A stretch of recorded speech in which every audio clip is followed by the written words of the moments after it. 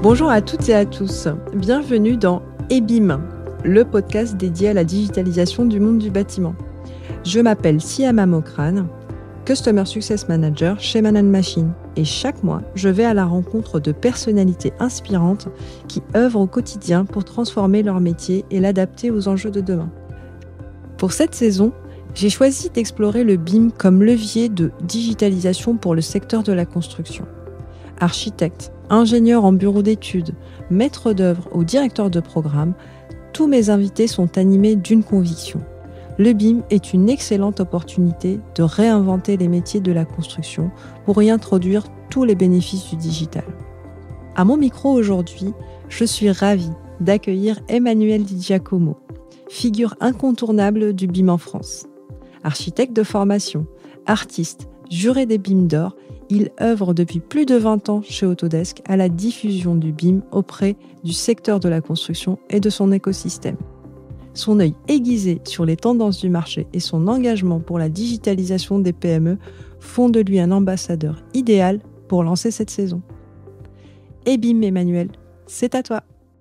Bonjour Emmanuel, merci d'avoir accepté mon invitation. Bonjour Siem et merci de m'avoir invité à cette nouvelle série de podcasts que vous lancez. C'est un honneur et un privilège. On va rentrer dans le vif du sujet, Emmanuel, et je voudrais savoir, est-ce que tu pourrais nous donner ta définition du BIM ? Oui, le BIM est un processus méthodologique qui permet à tous les acteurs du projet, que ce soit les architectes, les ingénieurs, les bureaux d'études, les entreprises de construction et même les maîtres d'ouvrage, de travailler tous ensemble depuis les premières phases du projet, c'est-à-dire la définition même du programme, la conception, la construction, jusqu'à la phase de gestion et maintenance, tout cela de manière numérique, donc tout cela pour collaborer de manière optimale et obtenir des projets de bien meilleure qualité et de pouvoir économiser ensuite sur sa phase de gestion et maintenance. Merci Emmanuel. Quand a été ton premier contact avec le BIM et comment en es-tu venu à t'intéresser à ce sujet ? Alors, mon premier contact avec le BIM, ça a été à peu près il y a une quinzaine d'années. Chez Autodesk, j'ai eu la chance de rencontrer Phil Murnstein, qui est l'un des maîtres d'œuvre du BIM au niveau international et qui a permis, au travers de ses recherches, de ses discours, de démocratiser cette méthodologie et de faire comprendre à tous les acteurs du projet que celle-là allait littéralement révolutionner leur manière de concevoir et de construire le projet. Mais je souhaiterais remonter quand même un peu plus loin parce que mon premier contact avec le digital et la 3D, puisqu'à cette époque-là, on ne parlait pas encore de BIM, c'était à peu près il y a une trentaine d'années. Quand je commençais mes études d'architecture, je suis rentré dans le laboratoire informatique et mon école d'architecture, qui était l'une des plus avancées de ce point de vue-là, utilisait des logiciels 3D. Et j'ai été littéralement impressionné de voir des bâtiments en 3D sur des petits ordinateurs. Et je me suis dit que ça allait vraiment bouleverser la manière dont on conçoit tout simplement le projet en tant qu'architecte. Et j'ai toujours été convaincu que finalement, ces nouvelles technologies numériques allaient vraiment bouleverser la vision, la pratique et la construction du projet. Emmanuel, tu nous parles justement de ces maquettes 3D sur ces petits écrans que tu as aperçus il y a 30 ans. On est passé justement de ces maquettes 3D au BIM et au numérique aujourd'hui. En quoi le BIM est-il stratégique pour le BTP ? Alors, le BIM est stratégique pour le BTP pour plusieurs raisons. Tout d'abord parce que la productivité du secteur du BTP n'a pas progressé ou alors très peu depuis une cinquantaine d'années. Et ça, c'est directement lié au niveau d'investissement numérique. Ensuite, les projets sont de plus en plus complexes. On a des tours de plus en plus hautes, des hôpitaux qui sont de plus en plus énormes, complexes, avec beaucoup de systèmes à l'intérieur, etc. On a plein de tendances aussi, comme par exemple l'Internet des objets, ce besoin d'avoir des capteurs à l'intérieur des bâtiments pour maîtriser la température, la consommation énergétique, etc. On voit aussi, ce besoin de construction. On sait que si on devait répondre aux besoins de logement de la population là, dans les années qui vont venir, on devrait construire à peu près 13 000 bâtiments par jour. Et pour atteindre ces objectifs, il n'y a qu'une seule solution, c'est de passer au numérique et notamment d'utiliser le BIM, mais aussi plein d'autres choses, hein, l'industrialisation de la construction, la préfabrication, la robotique, etc. Donc le numérique et le BIM est vraiment devenu stratégique pour le BTP, mais aussi pour les projets d'infrastructure, hein, puisque ça s'applique évidemment à plus forte raison. Emmanuel, on a bien compris que le BIM est stratégique aujourd'hui au regard du contexte en fait, que tu viens de décrire. Mais en quoi est-il justement un prétexte à la digitalisation des entreprises ? Alors, c'est un prétexte parce que, comme on l'a vu dans la question précédente, le BIM est la fondation de la transformation numérique du secteur, hein. Et après, il y a plein de choses en fait qui vont graviter autour du BIM. C'est la première étape finalement pour transformer de manière digitale les entreprises. C'est d'autant plus important. Et justement, est-ce que le BIM est-il la seule clé de transformation digitale des entreprises ou de transformation des entreprises ? Non, et c'est une excellente question. En fait, j'ai souvent tendance à dire que le BIM est un épiphénomène, pas pour en diminuer l'importance, mais simplement comment dire, appuyer sur le fait qu'il y a énormément d'innovations qui sont en train de se produire, d'arriver, comme par exemple l'IoT, l'Internet des objets, l'intelligence artificielle, le big data, les drones, hein, la robotisation, qui permettent de diminuer la pénibilité sur les chantiers. Il y a vraiment énormément de choses qui sont en train de se passer, le scan laser, etc., la rétroconception. Donc le BIM est simplement l'un des aspects justement de cette transformation numérique. Comment s'organise cette digitalisation ? Comment s'organise cette transformation ? Alors, cette transformation s'organise de différentes manières. Tout d'abord, il faut que les dirigeants d'une entreprise, nous, on l'a vu tout au long de ces années, il faut que les dirigeants des entreprises soient déjà convaincus que cette transformation digitale va leur permettre d'être beaucoup plus efficaces, de gagner plus d'argent, de faire des projets de meilleure qualité. Il faut vraiment qu'il y ait cette prise de conscience des décideurs. Si cette prise de conscience, elle vient d'en bas, ça ne fonctionnera pas. Donc, une fois qu'il y a cette prise de conscience, il faut absolument qu'il y ait une stratégie au sein de l'entreprise qui soit mise en place, des moyens qui soient mis à disposition. Des moyens sont des ressources humaines, financières, de la formation des logiciels, etc., des ordinateurs. Et ensuite, il faut aussi laisser un temps de latence pour que justement cette transformation puisse s'effectuer au sein des entreprises. Justement, alors il est clair qu'on associe souvent malgré tout le BIM à de gros investissements. Est-ce que c'est réel pour toi et est-ce qu'on peut doser cet investissement ? Alors, comme toute transformation, quelle qu'elle soit, cela a un coût. Mais l'un des défauts qu'on voit en France ou dans certains pays latins, c'est qu'on considère justement la transformation ou l'innovation en termes de coût uniquement. Mais il faut plutôt raisonner en termes de retour sur investissement. Alors effectivement, les études qui ont été faites depuis un certain nombre d'années estiment que le coût d'investissement tourne aux alentours des 13 à 15 000 euros par poste. Alors tout d'abord, c'est en partie vrai, mais ça a tendance à énormément changer parce que notamment chez Autodesk, nous avons lancé le principe finalement de l'abonnement, comme on le retrouve un peu partout, hein, quand on loue un véhicule, etc., qui permet de largement finalement réduire ses coûts et ses investissements et qui permet surtout de les lisser sur le temps. Mais encore une fois, comme je le disais au tout début, il faut plutôt voir qu'est-ce que ça va me rapporter à la fin. Je vais être plus efficace, je vais produire plus rapidement, je vais pouvoir me concentrer beaucoup plus sur la conception plutôt que sur des tâches à faible valeur ajoutée. Et je vais surtout pouvoir proposer des services additionnels à mes clients qui sont des maîtres d'ouvrage, des propriétaires privés, etc. Donc il faut surtout voir l'image globale en fait, le cadre global. Qu'est-ce que cela apporte à la fin ? Au-delà, Emmanuel, du volet investissement et du volet financier, comment selon toi, en fait, on peut gérer justement cette conduite du changement dans une entreprise? Alors effectivement, il y a une résistance au changement, qui ne vient d'ailleurs pas forcément des anciennes générations, ça peut venir aussi des nouvelles générations, hein.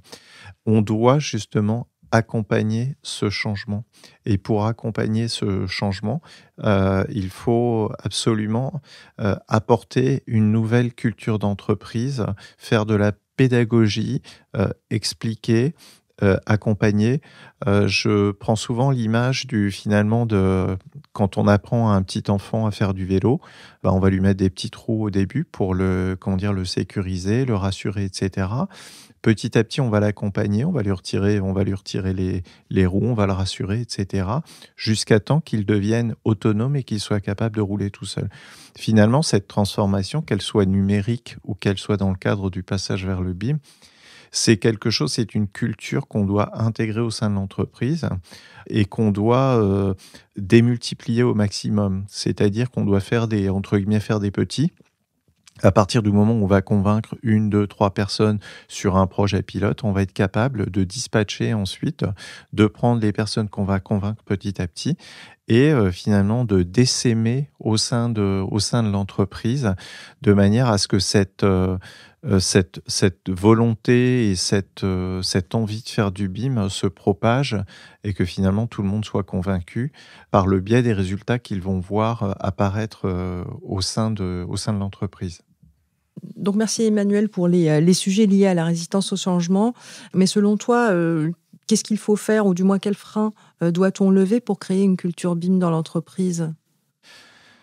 Les freins qu'il faut lever sont des freins comme par exemple, cette idée reçue, qu'en fait le BIM limite la créativité. Alors la créativité, n'est pas associée à l'utilisation d'un outil, en particulier. Je me souviens notamment d'un échange entre Viollet-le-Duc et un maître d'ouvrage. Et Viollet-le-Duc disait au maître d'ouvrage que finalement la créativité d'un architecte n'était pas liée à l'outil qu'il utilisait, mais à son intellect, à sa sensibilité, etc. Donc il faut absolument rappeler que le BIM est simplement un outil, une nouvelle pratique, et qu'il répond à des besoins qui sont propres à des métiers. Mais il ne fait pas, à proprement parler, le projet. Il aide à faire des projets beaucoup plus efficaces. Donc ça, c'est un frein qu'il faut absolument lever. Les freins aussi à lever sont ces idées reçues, comme quoi ça coûte cher, ça prend du temps, etc. Comme tout changement, il faut du temps pour s'habituer à ces nouvelles pratiques, donc il faut absolument accompagner et au sein de l'entreprise, il faut justement une structure d'accompagnement avec ce qu'on appelle un champion BIM qui va aider finalement toutes les équipes à faire cette transition. Et notamment justement, il faut vraiment mettre le BIM au service des métiers et ne Exactement. pas l'avoir en marge en fait des métiers. Exactement, oui. Le BIM n'est pas une fin en soi. Le BIM, il est là pour aider justement dans sa pratique au quotidien, pour s'affranchir de choses qui ne sont pas forcément agréables, qui prennent du temps. Par exemple, un exemple tout simple, c'est la documentation de projet. Autrefois, on tirait des lignes, etc., de rappel. C'était pas vraiment une tâche à valeur ajoutée. Là, le BIM, il va nous permettre d'accélérer et en plus d'avoir plein de valeurs ajoutées, d'obtenir les informations, de faire des simulations, etc. C'est vraiment au service, je dirais, des métiers, que ce soit de l'ingénierie, tout type d'ingénierie, de l'architecture. Pour les entreprises, c'est aussi un véritable avantage. Ce n'est pas une fin en soi. Non, ce n'est pas une fin en soi. Justement, pour parler des métiers et justement de la mise en œuvre finalement d'une transformation, qu'elle soit numérique ou organisationnelle, quelle similitude vois-tu aujourd'hui par rapport à d'autres industries? Alors, je vois de grandes similitudes, notamment avec le secteur de l'industrie aéronautique et de l'industrie automobile. Moi, c'est un secteur qui m'intéresse beaucoup depuis ma jeunesse, en fait. Et on a bien vu la transformation, notamment de la manière dont on conçoit et on construit des véhicules, il y a 40 ans, 40, 50 ans, voire plus, les voitures étaient faites à la main, avec des plans papier, on faisait des maquettes anglaises ou en bois. Et finalement, ce que la 3D a apporté, c'est une plus grande rapidité, une efficacité, une précision, et on n'imaginerait pas, faire une voiture maintenant comme on le faisait autrefois. On est capable d'anticiper, de simuler ce que seront les véhicules avant qu'ils ne soient construits, et c'est exactement ce qui est en train de se passer avec le BIM. Donc il y a une très forte similitude, et sur l'aspect du cycle de vie complet du projet, ce qu'on appelle le PLM dans le domaine de l'industrie, Product Lifecycle Management, c'est exactement la même chose. Le BIM, au-delà de l'apport en conception et en construction, il est extrêmement intéressant parce que, comme dans le domaine de l'industrie aéronautique, on sera capable dans 30 ans de ressortir des documents 3D, où on sera capable de retrouver n'importe quelle information sur n'importe quelle pièce du bâtiment. Et avec l'industrialisation de la construction, on verra de plus en plus de bâtiments qui ressemblent à des mécanos. Et donc, on sera vraiment dans ce contexte-là. Et justement, donc du coup, pour parler d'avenir et de ce que tu nous projettes, pour toi, quel avenir pour le BIM en France ? Alors, je pense que l'avenir du BIM en France, il est très positif, puisque d'une part, on a la chance d'avoir nos majors, que ce soit de la construction ou de l'ingénierie, qui sont des leaders au niveau international. Je ne vais pas les citer, mais les 5 plus grands, par exemple, sont parmi les entreprises les plus innovantes dans le secteur. On voit aussi que les TPE, PME commencent, grâce au travail du plan BIM 2022, à se rendre compte de l'importance justement de cette transformation digitale. Il y a des moyens qui sont mis en place, financiers. Il y a des groupes de travail autour, par exemple, des sujets du permis de construire numérique, de la visualisation des maquettes. Il va y avoir prochainement un outil qui permettra de chercher une formation, un logiciel, etc. en ligne. Donc il y a vraiment beaucoup de choses qui se passent en France. On voit aussi qu'au niveau de l'éducation, il y a l'éducation nationale au travers des filières STI et Bac Pro qui forment depuis à peu près une dizaine d'années les jeunes générations pour venir travailler directement dans les entreprises et être extrêmement efficaces. Donc je pense que l'avenir est relativement radieux pour le BIM en France. Et dernière chose peut-être aussi, qui est quelque chose qui n'est pas directement dans le secteur du BTP, mais on a énormément de développeurs talentueux en France, et on voit qu'il y a plein d'entreprises qui développent, des startups qui développent des applications pour le secteur du bâtiment, parce qu'on a des super développeurs en France. Et pour aller plus loin, Emmanuel, quels exemples tu pourrais nous donner justement pour accélérer la mise en œuvre du BIM en France ? Alors effectivement, il y a quelques piliers fondamentaux qui, selon moi, manquent ou pourraient être améliorés.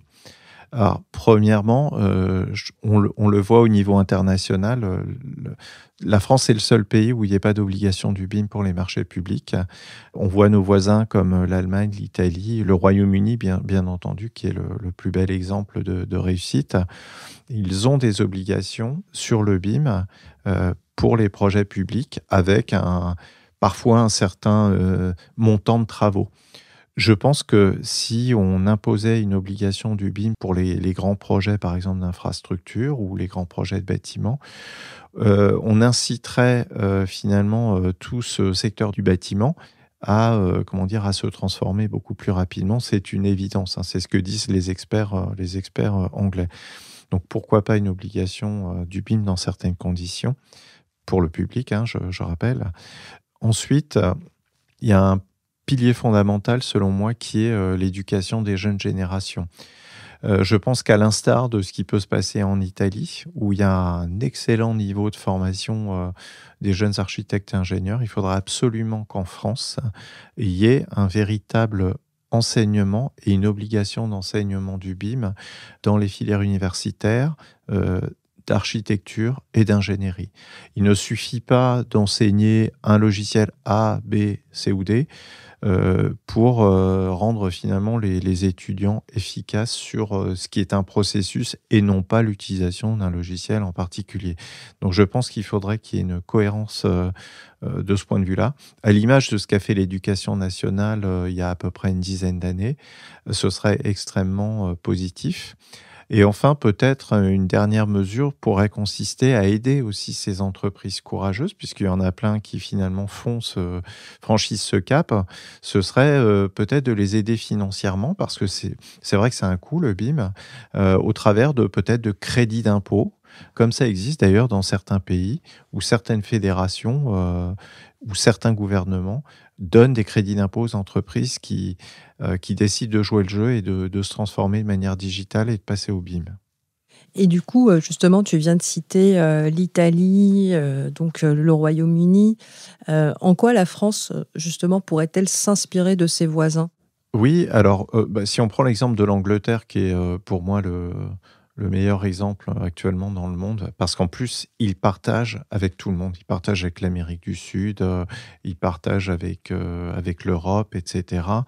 On pourrait avoir des initiatives un peu similaires. Eux, par exemple, ils ont une initiative au niveau du jumeau numérique national, National Digital Twin.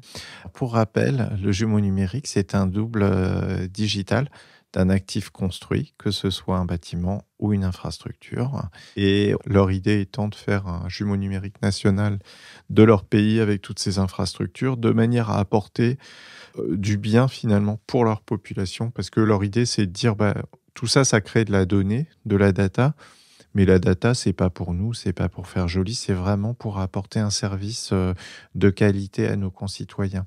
Alors, pourquoi pas avoir des initiatives de ce type-là ? En Italie, ils ont des filières universitaires très à la pointe, et c'est pour ça qu'on voit tous les jeunes Italiens. C'est lié à la fois au contexte économique, mais ils viennent travailler en France. Il y en a beaucoup qui partent à Londres aussi, avec un niveau de compétence extraordinaire qu'on le veuille ou non, nous n'avons pas en France. Donc peut-être s'inspirer de ce qu'ils font au niveau universitaire. Et si je puis rajouter aussi par rapport à cela, c'est la filière universitaire qui a poussé aussi le gouvernement italien à voter ce décret Baratono pour l'obligation du BIM. Donc il y a vraiment beaucoup de choses qui pourraient être faites. Un dernier exemple, peut-être, on parle beaucoup d'industrialisation de la construction. Au Royaume-Uni, ils appellent cela Modern Methods of Construction, MMC.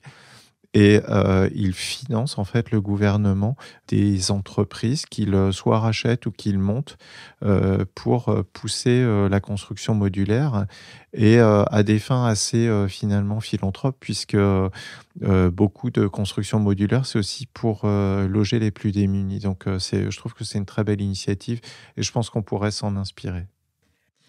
Eh bien, écoute, merci beaucoup, Emmanuel, pour tout ce que tu nous apportes et tout ce que tu nous inspires, finalement, par cet échange. Je pense qu'il va y avoir quand même pas mal de personnes qui nous écoutent, qui voudront continuer de discuter avec toi ou d'approfondir certains sujets. Du coup, comment peuvent-ils prolonger l'échange avec toi ? Merci à toi, Siem, et merci à Man & Machine. Alors, si les personnes souhaitent continuer la discussion, ils peuvent me contacter soit sur mon profil LinkedIn, donc Emmanuel Di Giacomo, je répondrai avec grand plaisir à leurs questions, soit sur mon blog, abcdblog.fr, où ils pourront découvrir d'ailleurs au quotidien l'actualité du BIM dans le monde. Et il y a une petite zone d'ailleurs où ils pourront s'enregistrer et avec plaisir donc pour répondre encore une fois à toutes leurs demandes. Et bim, c'est fini pour aujourd'hui. Rendez-vous sur la page LinkedIn de Man & Machine pour continuer la discussion avec Emmanuel. Si ce podcast vous a plu, parlez-en autour de vous et donnez-lui 5 étoiles sur votre plateforme d'écoute préférée. À très vite pour un nouvel épisode.